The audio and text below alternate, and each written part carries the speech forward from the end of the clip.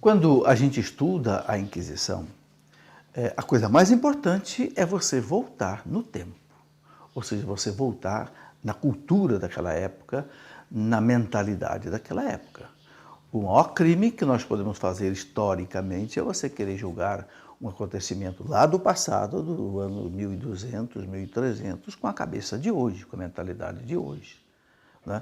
Não tem cabimento. Naquele tempo, como nós já explicamos aqui, imperava o direito romano.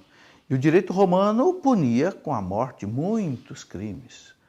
Por exemplo, quem falsificasse a moeda do rei, por exemplo, era levado à forca. Né?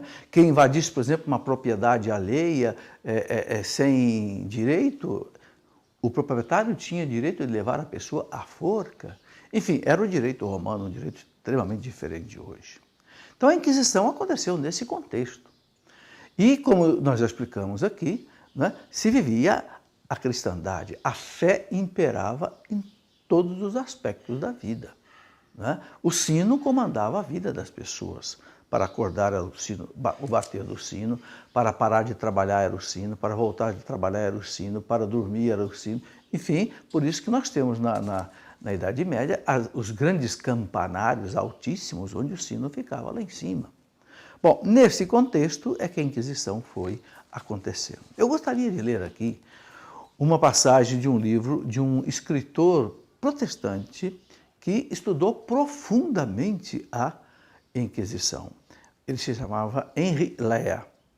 Quem conhece, os estudiosos do assunto o conhecem bem. Ele diz assim: essa era a crença cuja rápida difusão encheu a igreja de um terror plenamente justificado. A crença dos hereges cátaros que provocaram a Inquisição.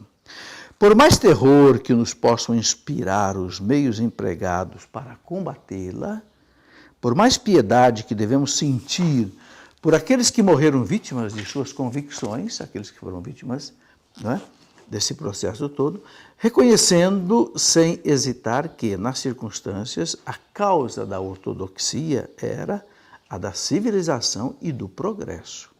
Se o catarismo, ou seja, os cátares, os hereges, se tornassem dominantes, ou pelo menos igual ao catolicismo, não há dúvida de que sua influência teria sido desastrosa.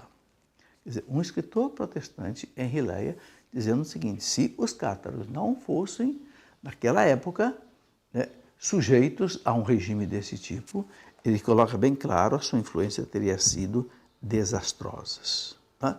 E aqui um escritor e filósofo francês, né, de origem huguenote, ou seja, de origem protestante, chamado Gilles Michelet.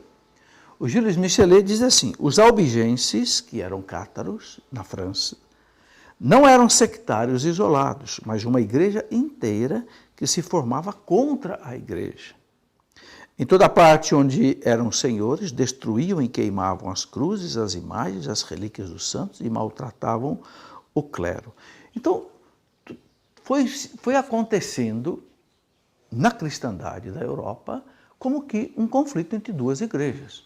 A igreja católica, o cristianismo majoritário, e uma seita que foi se tornando uma igreja, e com todas essas complicações.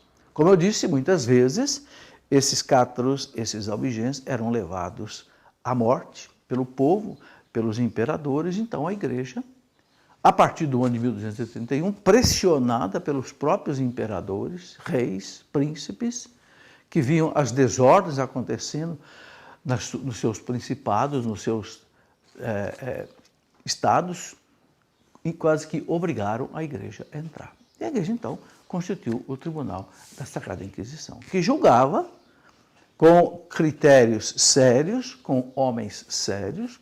Muitos e muitos inquisidores, como nós dissemos, foram homens santos, como São Domingos de Gusmão, como o Papa São Pio V, que também foi inquisidor, e outros. Então, eram homens de profundo conhecimento da doutrina e que agiram conforme a mentalidade do seu tempo, e que, de forma alguma, pode ser analisada com a mentalidade dos nossos tempos de hoje.